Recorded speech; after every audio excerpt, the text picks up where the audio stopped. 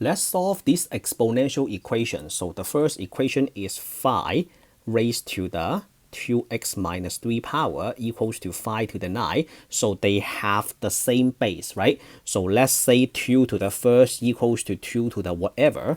What is that quantity equal to? The quantity that is equals to 1, right? They have the same base. The exponents, they must be the same. Okay, so let's erase that. Back to our problem. So we have to let the exponents equal. So 2x minus 3 equals to 9, and then you add 3 on both sides. So 9 plus 3 is equals to 12, and then 12 divided by 2 is equals to 6, right? So x equals to 6. So when you plug it in, so you have 5, 6 times 2 is 12 minus 3 equals to 5 to the 9, and then you have 5 to the 9 equals to 5 to the 9, right? So the next one is what happened when the base are not the same. So do you see that there is a 25 on the other side? So this one, let's use this. How about this? Let's use red. So we have 5, 2x minus 3 equals to 25 to the 9 power. So let's rewrite the 25 as 5 square. 5 square is 25, right? And then we raise the whole thing to the 9 power. Just use another way to rewrite the 25.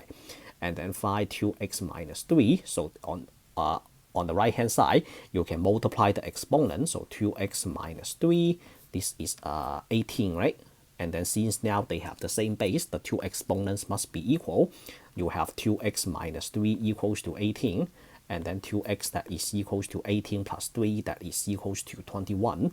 And then x is equals to 21 divided by 2. Okay, so that's number 3. Number 2. Number 3 looks hard, right? So number 3, how do we do number 3? So for number 3, the first thing that I would do is I would rewrite the 2 to the 2x as 2 to the x square. X times 2 is 2x, right? And then the 24, don't touch the 24. And then this one is 2x, and then we add 128 to it, that is equals to 0. And then the next step is I would like to do a substitution. So let's do a substitution. Let me use a different color. So let's do a substitution.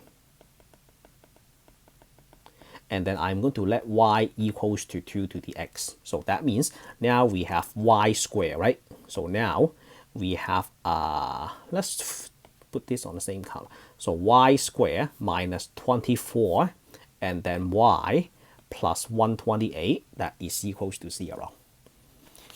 Can you factor this for me? 128, and then 24, how about 16 and 8?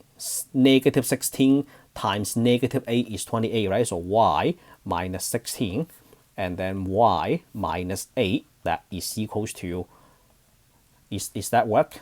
16 times 8. So if you take the 16 times 8, that is equals to 128, right? 16 times 8, I mean negative 16 times negative 8, that is equals to positive 128, and then negative 16, and then plus negative 8, that is equals to negative 24, right? And then using zero product property, we have y equals to 16 and y equals to 8. Are we done? Are we solving for y? No, we are not. We are not solving for y. We are solving for x. So you just let y equals to 2x, and then now finish the job. So you 16, right? Then this is 16 equals to 2x.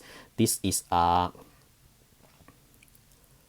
y is actually, you know what? I will just do this, not confuse you. Y is 2x, that is equals to 16. 2x that is equals to 8. 16 that is equals to 2 to the 4th power, right?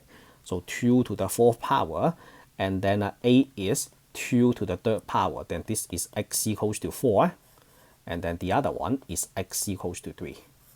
What if, let's say you don't have a y equals to 8. Let's say you have a y equals to 18, and you are not be able to rewrite like this. Then in that case, in that way, that is not going to work, right? So this one you have to, when you create a problem, you have to make sure the numbers work. So x equals to 4 and x equals to 3.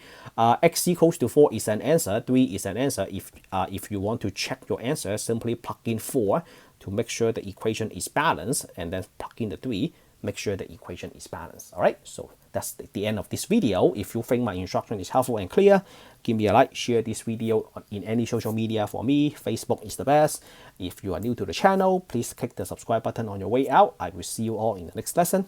Signing out.